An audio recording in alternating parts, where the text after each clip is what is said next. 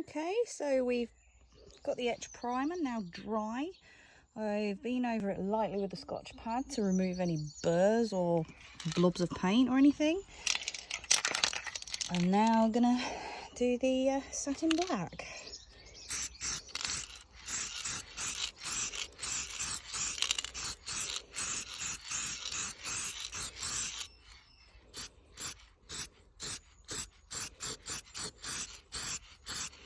As I said, I'm not worried about the overspray on the next panel because that's going to be done again anyway. Same with the mirror.